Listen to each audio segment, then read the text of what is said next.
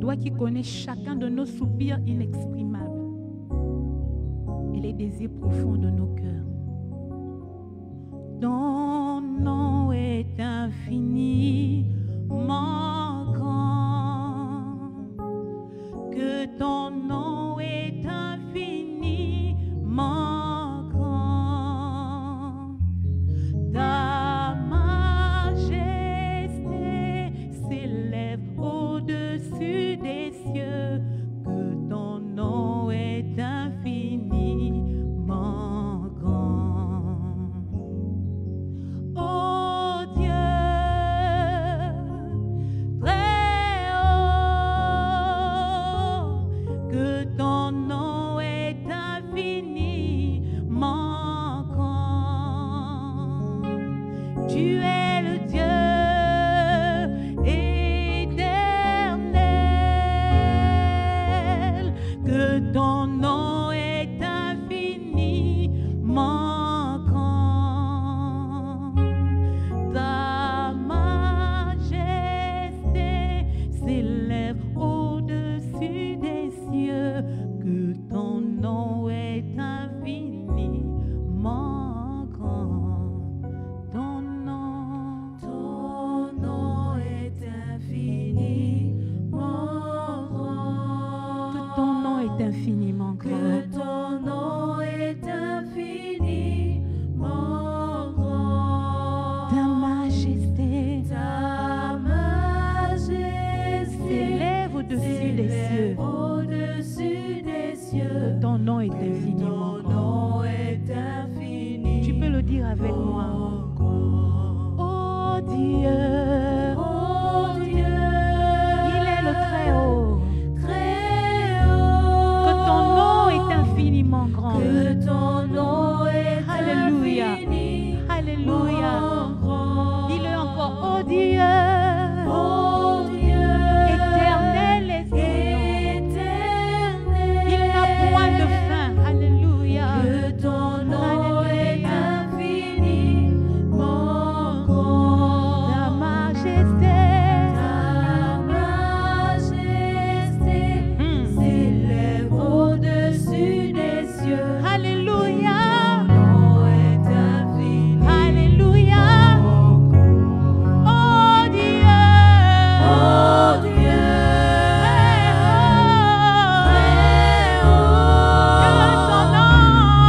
Que ton nom est Alléluia. Oh Dieu. Tu es éternel. Que ton nom est infiniment grand. Alléluia.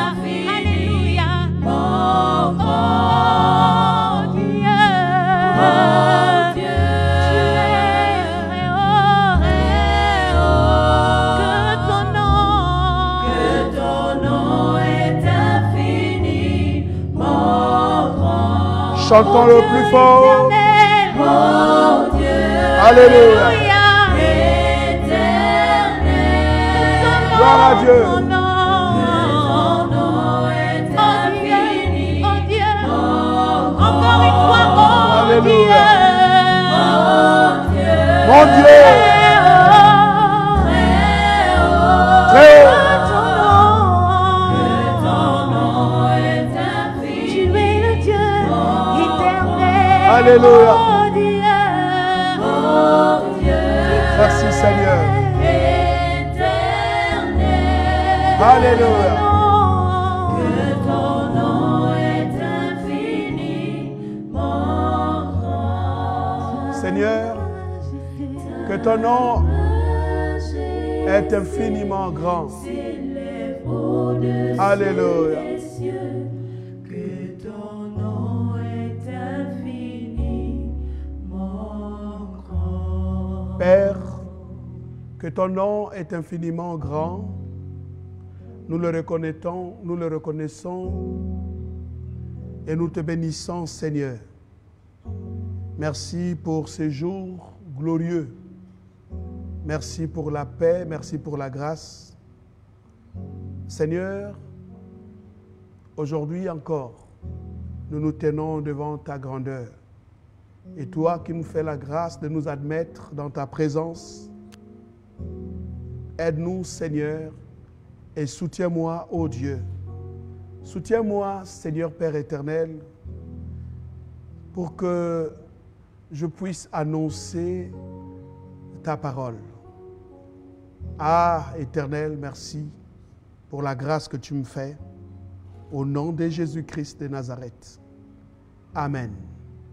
Gloire à Dieu, nous bénissons le Seigneur. Nous voulons également bénir quelqu'un et dire que tu es au bon endroit et fais en sorte que ce message parvienne au plus grand nombre. Nous voulons bénir le Seigneur pour nos bien-aimés les chantres. Nous bénissons le Seigneur pour tous qui nous suivent en direct et nous savons que Dieu s'est engagé de nous bénir. Alors, depuis la semaine dernière, nous avons commencé une thématique sur la puissance de l'ordre universel et petit à petit, le Seigneur nous conduit. Et ce soir, dans la suite de cette thématique, nous voulons aborder une question nécessaire, importante. Jésus-Christ, notre oui. Jésus est notre oui. Alors donc, permettez-moi rapidement de vous amener à ouvrir la Bible dans Hébreux chapitre 6, versets 1 à 6. Hébreux chapitre 6, versets 1 à 6. Jésus, notre oui. La Bible dit, c'est pourquoi, laissons les éléments de la parole de Christ, tendons à ce qui est parfait sans poser à nouveau le fondement du renoncement aux œuvres mortes. Verset 2, de la foi en Dieu, de la doctrine de baptême, de l'imposition des mains, de la résurrection des morts et du jugement éternel. C'est ce que nous ferons si le permet Dieu, si Dieu le permet. Car il est impossible que ceux qui ont été une fois éclairés, qui ont goûté le don céleste, qui ont eu part au Saint-Esprit, qui ont goûté la bonne parole de Dieu et les puissances du siècle à venir. Nous remettons les 5 premiers versets. Alors, revenons. La Bible dit, c'est pourquoi laissons les éléments de la parole de Christ, tendons à ce qui est parfait, sans poser de nouveau le fondement du renoncement aux œuvres mortes de la foi. La Bible dit, regardez la structure du texte. La Bible dit, c'est pourquoi. Donc, c'est pour cette raison, comme une voie de conséquence. Il dit, c'est pourquoi, laissons les éléments de la parole de Christ, tendons à ce qui est parfait, sans poser de nouveau le fondement du renoncement des œuvres mortes de la foi en Dieu. Alors, lorsque Paul parle, parce que moi je crois que l'épître aux Hébreux a été écrite par Paul, donc quand Paul parle, il dit c'est pourquoi. Il faut d'abord savoir que lorsqu'il dit c'est pourquoi, c'est en rapport avec ce qui précède. Il dit c'est pourquoi laissons les éléments de la parole de Christ, tendons vers ce qui est parfait. La question qu'on va se poser, c'est quoi ce qui est parfait? Ici, nous avons compris que les éléments de la parole de Christ, c'est relatif au fait de poser à nouveau le fondement du renoncement aux œuvres mortes. Alors donc, le fait que nous soyons continuellement en train de poser le fondement est un véritable problème, est une révélation de notre enfance. C'est comme si nous n'avançons pas. Je veux comprendre que quelqu'un qui a accepté le Seigneur Jésus-Christ, qu'une fois dans la foi, devrait en principe passer tous ces éléments qu'on appelle les éléments de la parole de Christ pour tendre vers ce qui est parfait ou pour tendre à ce qui est parfait. Il y a donc les éléments relatifs à la parole de Christ qui sont le renoncement aux œuvres mortes, de la foi en Dieu, le baptême, l'imposition de mains. Toutes ces choses constituent ici ce qu'on appelle la base, les éléments qui constituent la base. En réalité, ce que Paul est en train de dire, quand quelqu'un veut construire une maison, il ne doit pas rester juste au niveau des fondements.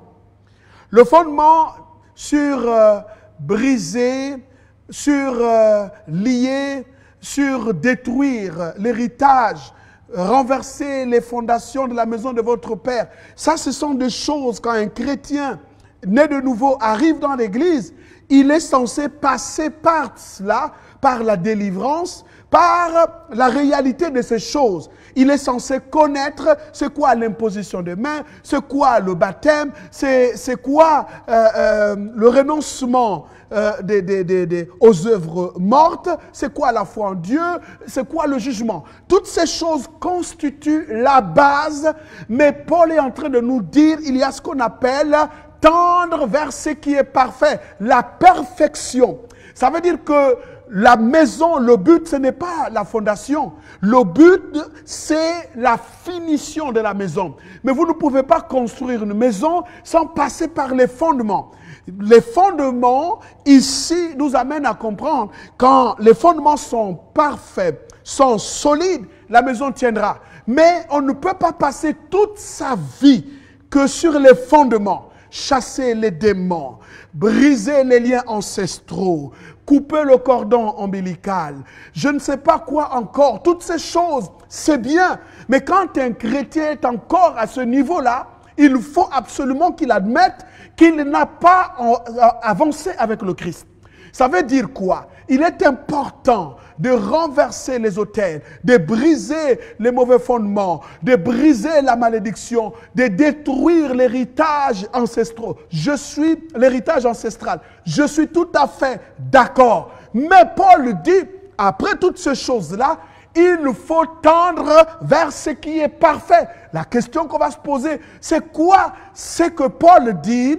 Qu'est-ce qu'il appelle tendre vers ce qui est parfait? Alors, il faut considérer ainsi l'épître aux Hébreux.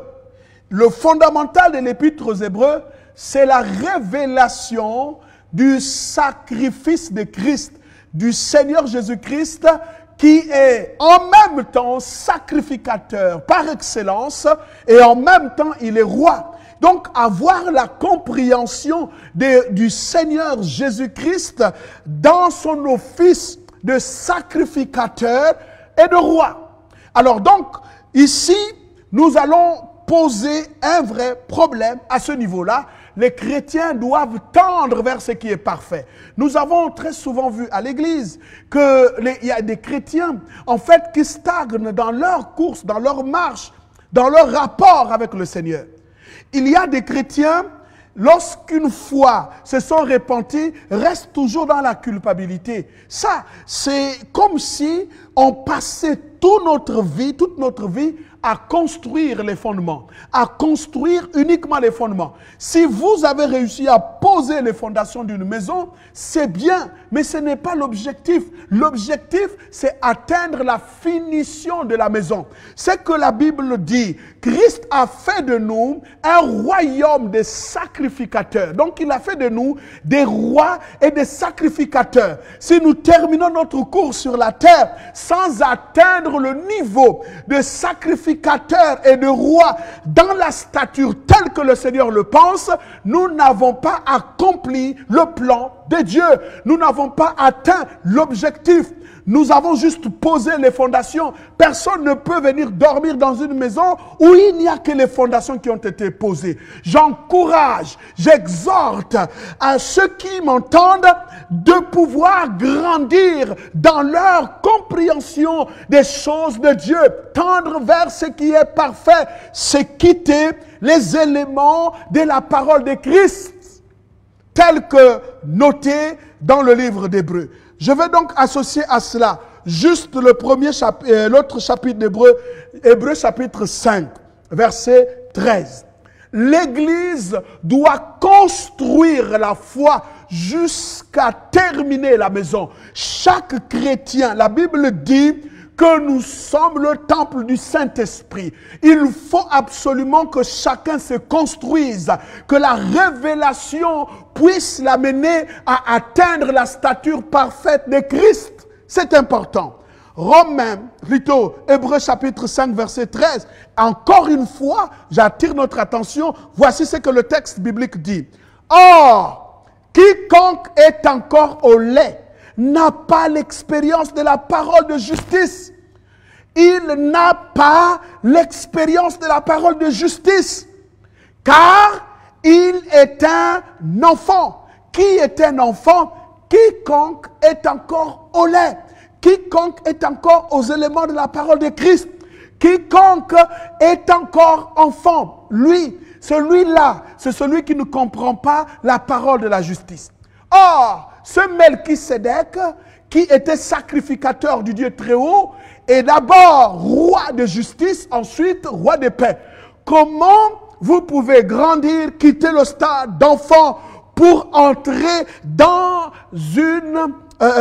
une élévation, dans des proportions de choses que Dieu attend de vous? Eh bien, il faut quitter le stade de l'enfance. La Bible dit, or, quiconque est au lait n'a pas l'expérience de la parole de justice, car il est un enfant. En d'autres termes, il ne sait pas utiliser la parole de Dieu pour soi-même.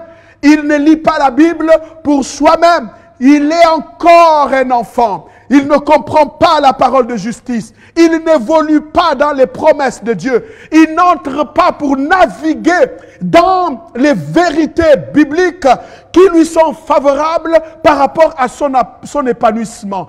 Il est encore au lait. Il oublie ce que Dieu veut faire de lui. Il ignore totalement les promesses de Dieu, malmené par le diable.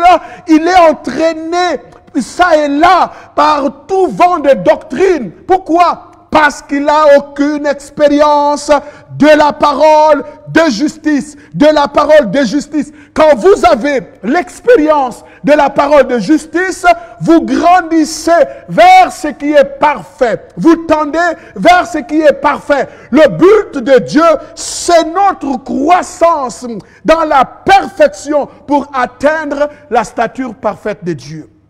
Et ce soir, je veux vous parler de Jésus-Christ qui est notre oui. Pourquoi est-ce que les Juifs qui n'ont pas peut-être Jésus-Christ comme Seigneur et Sauveur personnel progressent dans les bénédictions dans leur vie? Parce que la différence entre les Juifs et plusieurs chrétiens, c'est que quand un Juif prie, alors il récite les promesses de Dieu. Il vient ici rappeler les promesses de Dieu. Quand un Juif prie, il rappelle à Dieu ses promesses. Quand un chrétien qui est encore au stade de l'enfant prie, il chasse les démons. Ce qui n'est pas mauvais. Il brise l'héritage ancestral de la maison de son père. Je n'ai pas dit qu'il ne faut pas le faire. Il est toujours et encore continuellement en train de faire les mêmes choses. Il bâtit les fondations aujourd'hui, il va les renverser demain, il rebâtit, sa maison ne monte pas et le diable prend de l'avantage sur lui. Je suis venu désarmer l'ennemi de vos promesses. Pourquoi? Parce que nous sommes appelés à grandir. Très rapidement, nous comprendrons la première chose. Pour naviguer dans les promesses de Dieu, il faut d'abord comprendre qu'est-ce que le Seigneur a fait. Regardez, prenons ensemble très rapidement Hébreux chapitre 4 verset 16. Rapidement, Hébreux chapitre 4 verset 16. Nous allons avancer petit à petit et ensemble comprendre énormément de choses. Il faut comprendre que Christ est mort. Il y a donc deux questions fondamentales qu'on pose au sujet de l'évangile. D'abord, la première chose, Christ est mort pour qui? Deuxième question, Pourquoi le Christ est-il mort? Si vous ne comprenez pas ça, votre vie n'aura aucun sens. Pourquoi? Parce que si vous ne savez pas pourquoi Jésus-Christ est mort à la croix et pour qui est-il mort, vous n'entrerez pas dans les promesses que Dieu vous a faites. La Bible dit, approchons-nous donc avec assurance du trône de la grâce afin d'obtenir miséricorde et de trouver grâce pour être secourus. Dans nos besoins, je dis bien dans nos besoins, et toutefois ce n'est pas moi, c'est la parole qui dit. La Bible dit, approchons-nous donc avec assurance, sans craindre, avec confiance, avec la pensée que vous allez obtenir deux choses, miséricorde et grâce. Les deux choses participent de manière à ce que Dieu intervienne dans vos besoins. Miséricorde, c'est que Dieu ne te donne, en fait, Dieu qui ne devrait pas te donner des choses, te donne, pas parce que tu les mérites, mais juste parce qu'il te fait miséricorde. La grâce, c'est que Dieu te donne ce que tu ne mérites pas. Alors que dans la miséricorde, Dieu te fait grâce d'oublier la sanction, d'oublier la punition. Lui qui ne devrait pas vous donner, il vous donne par grâce. La miséricorde, c'est que tu mérites la punition, c'est que tu mérites des choses en fonction des actes que tu poses, mais Dieu te fait miséricorde, il oublie cela et il vient te secourir dans tes besoins. Donc tu as grâce et miséricorde. La miséricorde, c'est pour tous ceux qui ont péché contre Dieu. Et la grâce, c'est pour tous ceux que Dieu a choisis afin de les bénir pour leur faire du bien. Et donc, le critère, c'est que nous devrons avancer avec confiance et assurance où? Du trône. Le trône est le symbole du pouvoir, de la royauté et du règne. Ça, c'est deux choses. Donc, Melchisédek, dans cet ordre-là, nous a introduit d'abord sur ces deux choses. Il est roi de justice, la miséricorde. Et il est roi de paix, la grâce. Donc, la grâce, c'est toutes les bénédictions que nous avons à obtenir sans mériter de la part du Seigneur à cause de Christ. Nous n'avons pas mérité ces choses, mais Dieu nous donne. Miséricorde, c'est que Dieu nous pardonne toutes les fautes que nous avons commises du fait de nos faiblesses.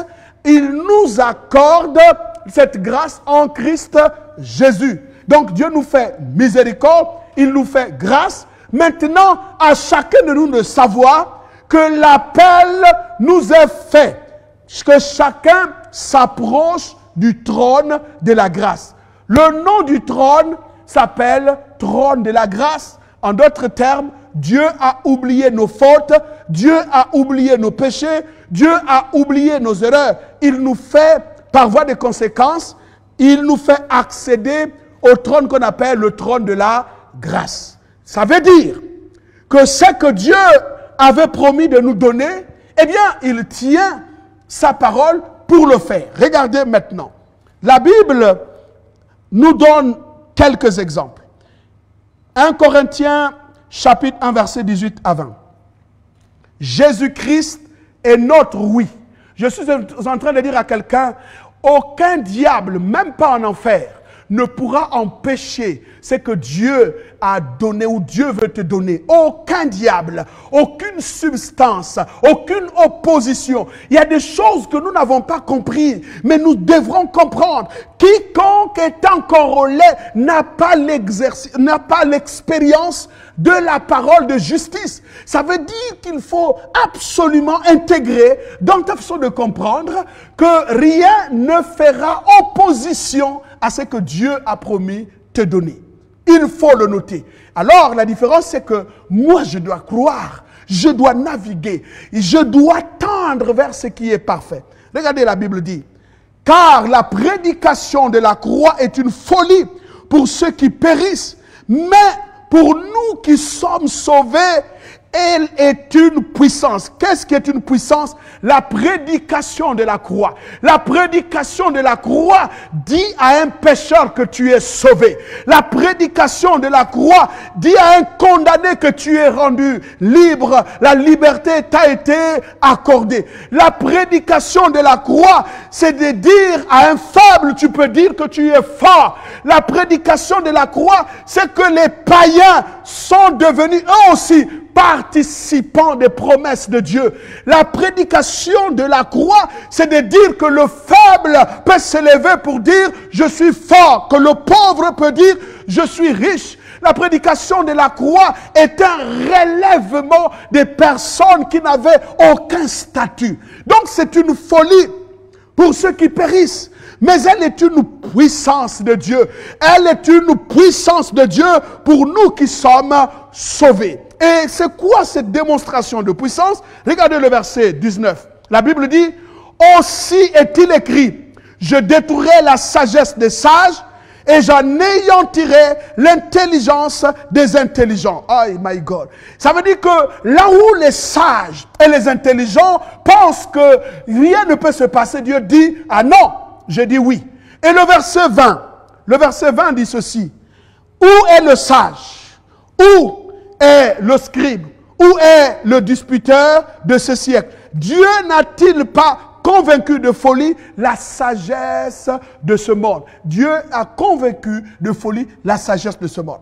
Vous allez vous rendre compte, quand vous lisez ce texte, il y a une chose qui est fondamentale à reconnaître, c'est que Dieu est en train de nous dire que la prédication de la croix, elle est une folie. Je dis bien, elle est une folie. Folie pour ceux qui périssent, mais une puissance pour nous.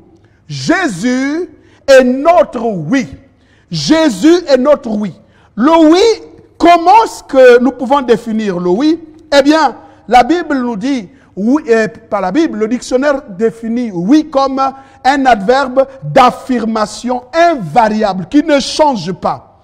Adverbe équivalent à une proposition affirmative qui répond à une interrogation non accompagnée de négation. Et comment dirais-je, dans le livre, dans l'épître de Corinthiens, on dit en ce qui concerne les promesses de Dieu, elles sont oui en Christ et par lui nous disons Amen. Ça veut dire que quand Jésus est venu, il est donc le oui de toutes les promesses de Dieu. Il est donc notre oui. Là où le monde nous avait dit non, là où les choses nous disaient non, alors Jésus est venu pour imposer le oui.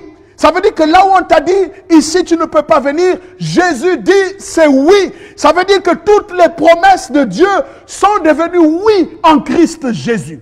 La Bible dit, à ce qui concerne toutes les promesses de Dieu, elles ne sont pas non et oui, mais elles sont toutes oui en Christ Jésus. Donc elles sont oui en Jésus et c'est encore par lui que nous disons Amen. Donc vous comprenez que toutes les promesses de Dieu sont devenues admissibles pour nous. Toutes les promesses de Dieu sont devenues oui. Je vais dire à quelqu'un, qu'on ne te dise pas le contraire. Aucune idole de ta famille ne peut dire non à ce que Dieu a dit oui. Si Jésus dit oui, le ciel également dira oui. Si Jésus dit oui, toute la nature en même temps te dira oui. Si Jésus dit oui, qui peut dire non? Toutes les promesses de Dieu sont devenues oui en Christ Jésus. Et c'est par lui que nous disons Amen. Amen qui est encore une fois de plus le nom de Jésus. Regardez Apocalypse. Apocalypse chapitre 3 verset 14. Apocalypse chapitre 3 verset 14. Écrit à l'ange de Laodicée. Voici ce que dit l'Amen, le témoin fidèle et véritable, le commencement de la création de Dieu. Écoutez, quand vous lisez ce texte, vous êtes émerveillés. On vous dit qu'il s'appelle, lui, l'Amen. Pourquoi? Parce qu'il est le témoin véritable qui ne pourra pas mentir sur la vérité. Deuxièmement, on dit, il est le commencement de la création. Le diable n'est pas le commencement de la création. La maladie n'est pas le commencement de la création. Des choses que tu vis ont un commencement, mais ils ne commencent pas pour devenir le commencement de toutes choses. Si la Bible nous parle qu'il est le commencement de la création, Jésus pouvait renvoyer les pharisiens en disant, au commencement, il n'était pas ainsi. Je veux dire à quelqu'un, il y a des choses que tu vis, au commencement, il n'en était pas ainsi. C'est le diable qui est venu furtivement pour t'imposer ces choses. Je veux que tu te lèves et tu dises, toutes les promesses de Christ sont devenues possibles pour moi. Rien n'est impossible à celui qui croit, dit la Bible.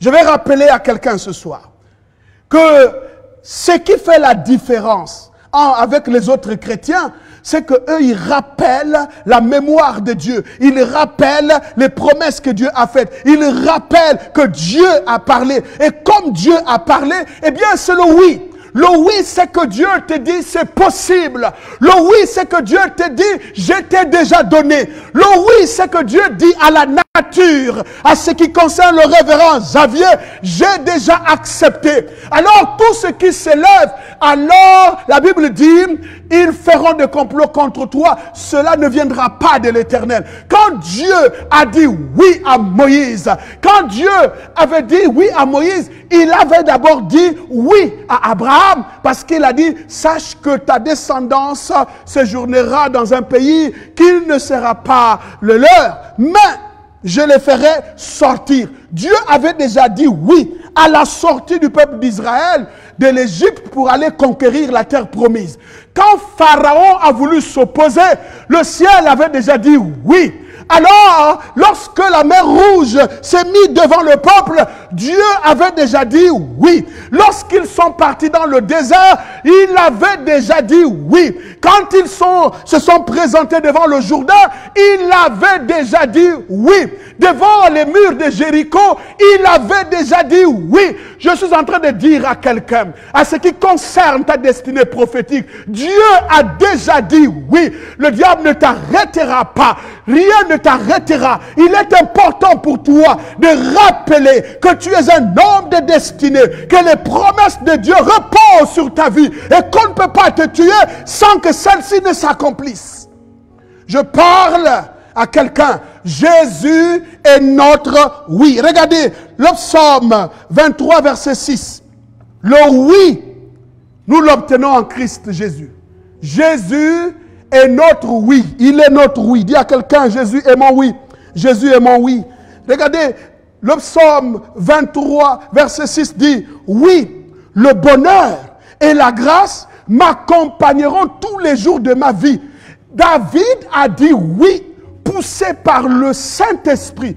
Il dit, tous les jours de ma vie, le bonheur et la grâce m'accompagneront tous les jours de ma vie.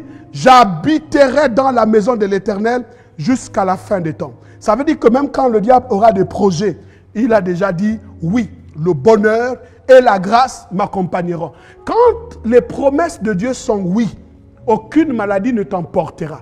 Quand les promesses de Dieu sont oui, aucune jalousie ne t'arrêtera. Il faut que tu te lèves au fond de ton esprit. Dis à Dieu, je comprends maintenant. Il faut que je me lève pour tendre vers ce qui est parfait. Tu as fait de moi roi et sacrificateur. En vertu de cela, je peux déclarer que les promesses de Dieu sont oui. Et je dis par lui encore, amen. Ça veut dire, ainsi sera-t-il. Qu'il en soit ainsi. Qu'il en soit tel qu'il a déclaré. Nous avons une somme de paroles qui nous amène à comprendre. Aucun diable, aucun pouvoir, aucune puissance ne peut arrêter un homme qui met sa foi en Dieu en comprenant le principe de ses promesses. Il s'en sortira. Regardez le psaume 84, verset 11. Le psaume 84, verset 11. Qu'est-ce que la Bible dit? Car l'Éternel Dieu est un soleil et un bouclier. L'Éternel donne la grâce et la gloire. Il ne refuse aucun bien à ceux qui marchent dans l'intégrité. Écoutez-moi bien. Il dit, il ne refuse aucun bien. Qu'il te soit permis de croire et de savoir que Dieu ne te refusera aucun bien. Tout ce qu'il a conçu pour toi. Il a dit par la même occasion, oui. Notre question, c'est de grandir et de comprendre les promesses de Dieu et de tendre vers la perfection. La justice de Dieu nous en donne la possibilité. Elle donne la possibilité pour nous de croire. Nous lisons Ésaïe, avant d'aller à Ésaïe 65, verset 16. Ésaïe 65, verset 16. Ésaïe 65, verset 16. Pendant qu'on me prépare le psaume 89, verset 34. Ésaïe 65, verset 16. Celui qui voudra être béni dans le pays, voudra l'être par le Dieu de vérité. Et celui qui jurera dans le pays, jurera par le Dieu de vérité. Ça veut dire le Dieu d'Amen. Donc celui-là qui voudra être béni, alors il faut qu'il le devienne par le Dieu de vérité. Nous sommes arrivés à un temps où l'Église va être imposée dans les nations et dans le monde. Et quiconque voudra être béni, et il le sera par le Dieu que l'Église adore. Parce que les promesses de Dieu ne s'accompliront qu'en elle. Il est donc important pour nous de pouvoir comprendre comment ça marche. Prenons le psaume 89, verset 34, et nous terminerons avec Jacques, chapitre 1, verset 17. Il dit, je ne violerai point mon alliance, et je ne changerai pas ce qui est sorti. My God, alléluia, gloire à l'Éternel, alléluia. Vous savez, quand vous comprenez le principe de la croissance spirituelle personnelle qui vous amène à ne pas toujours rester dans les fondations, il faut tendre vers la perfection.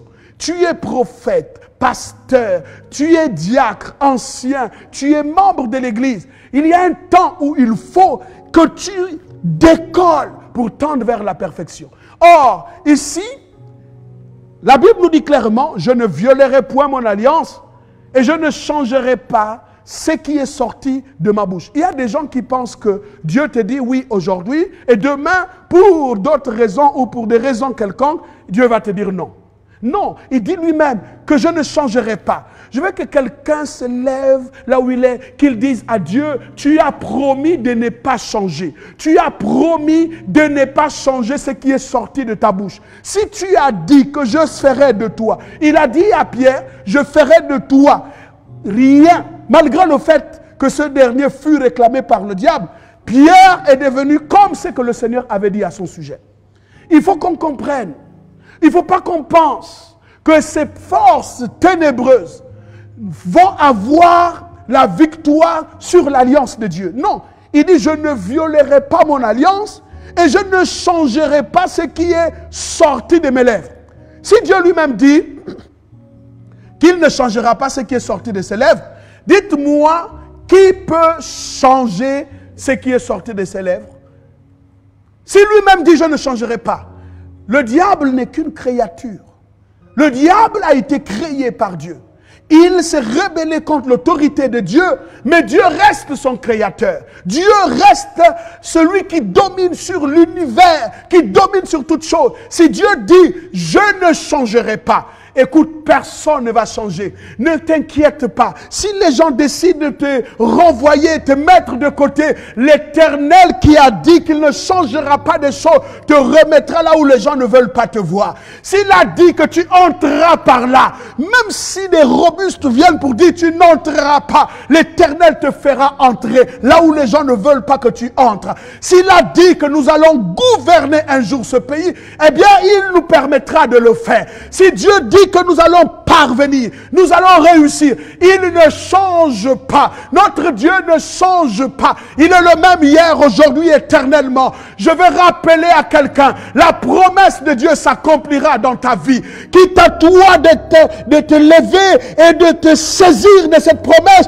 pour dire, Seigneur, je sais maintenant que même quand je suis infidèle, toi tu restes fidèle. Même quand je ne comprends pas, mais je m'accroche à toi. Tu connais la destination. Seigneur, je m'abandonne à toi. Même quand tout le monde, quand le monde entier sera contre toi, si Dieu t'a dit oui, personne ne peut te dire non. Si Jésus dit oui, personne ne peut te dire non. Lorsque le monde entier s'est levé à l'époque des Zachée pour empêcher Jésus d'entrer dans sa maison, Jésus est quand même entré. Pourquoi? Parce que Jésus a déclaré, celui-ci est aussi fils d'Abraham. Est-ce qu'il y a des fils d'Abraham qui m'entendent? Est-ce que les fils d'Abraham peuvent se lever pour dire Amen? Si tu es fils d'Abraham, Jésus va faire de toi ce que la Bible dit, ce que sa parole déclare. Tu deviendras ce qu'il a dit que tu seras. Je suis en train de dire, en tant que fils d'Abraham, héritier des promesses, Dieu nous a bénis. Et s'il nous a bénis, aucun homme ne peut maudire ce que Dieu a béni. Je déclare que tu es béni et tu peux bénir tout endroit où tu seras. Parce que nous sommes les bénisseurs. Nous sommes l'empreinte de Dieu sur la terre. Regardez Jacques. Jacques, parce que vendredi, nous allons expliquer. Il faut tendre vers ce qui est parfait. Jacques dit, toute grâce excellente et tout don parfait descendent d'en haut, du Père des Lumières, chez lequel il n'y a ni changement, ni ombre de variation.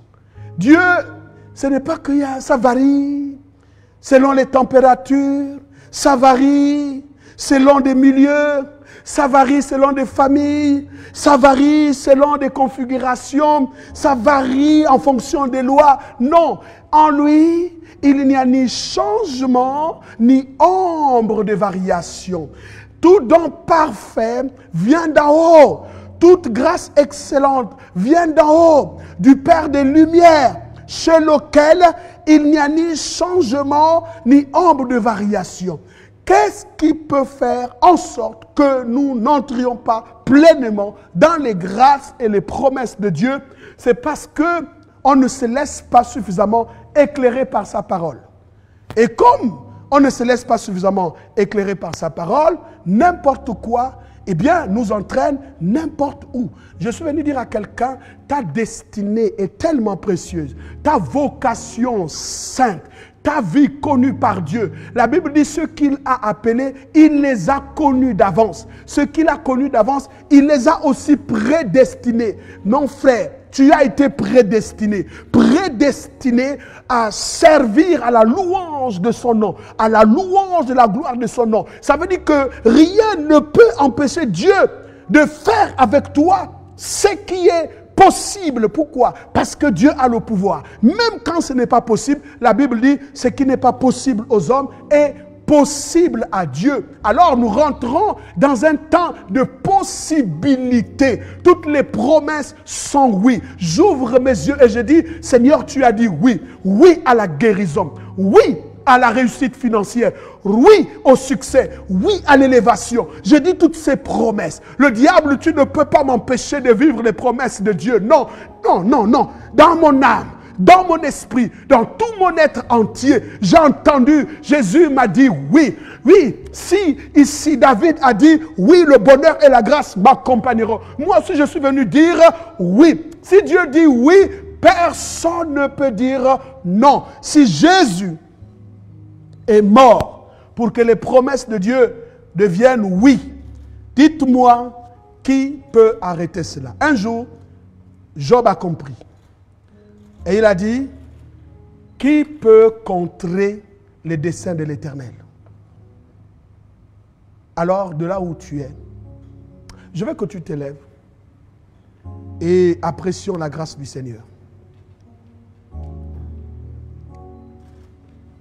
j'invite l'Église à la maturité, pas au désordre, mais à se dire que méchants que nous sommes, nous savons donner des bonnes choses à nos enfants, à combien plus forte raison le Père ne nous donnera-t-il pas l'Esprit? Si Dieu nous donne l'Esprit, il estime. C'est la chose la plus importante, c'est la personne la plus importante. Mais il nous donne ça. Et s'il nous donne, son Esprit sait qu'il peut nous donner tout. Il est important pour nous de noter que il faut qu'on mûrisse dans les promesses de Dieu. Ce n'est pas Dieu qui te bloque. C'est le diable qui essaye de s'interposer, sachant bien que vous ne prenez pas la peine de comprendre les promesses de Dieu et d'accepter que Dieu a déjà dit oui. Vendredi prochain, nous allons maintenant voir les deux grands offices. Les deux grands offices, nous verrons trois, mais nous parlerons de deux grands offices de la Christologie. Et nous verrons l'intérêt. Prenez la peine de repasser ce message. Acceptez que Dieu vous a béni. Quand Balak a appelé Balaam pour maudire le peuple de Dieu, Dieu dit que la sorcellerie ne pourra rien contre. Alors, vendredi, nous aurons un message sur les deux offices. Et dimanche, nous allons boucler sur la révélation du lieu très saint pour commencer 3 jours de séminaire sur la Pentecôte à partir de la semaine prochaine. Que Dieu vous bénisse, combien je vous aime. Et je vous prie de vous lever, que chacun puisse rappeler à Dieu que tu m'as béni, tu m'as fait de promesses. Un homme de promesses, lui, il ne s'inquiète pas pour tout. Il s'inquiète par rapport aux promesses qui lui ont été faites. Il les attend et il y entre. Tu es béni et demeure béni. Au nom du Seigneur. Alors que je prie les chanteurs de nous aider.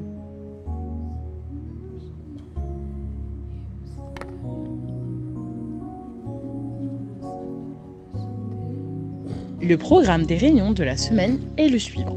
Mercredi 16h, culte d'enseignement. Vendredi 16h, culte de prière. Dimanche 9h, culte dominical. Pour participer à nos cultes, vous pouvez vous connecter sur nos plateformes Facebook, Bethany Port-Gentil et Révérend Xavier Richard Ngumba officiel et sur YouTube, Betopop TV. Une permanence est assurée à l'église centrale 6 au château tous les jours de la semaine par nos pasteurs. Vous pouvez vous y rendre en cas de besoin de prière ou d'assistance spirituelle. Pour toute question relative au fonctionnement de l'Église, en cette période particulière de confinement partiel, vous pouvez appeler le 077 55 78 53 ou le 077 37 30 21. Merci et que Dieu vous bénisse. Oh Dieu,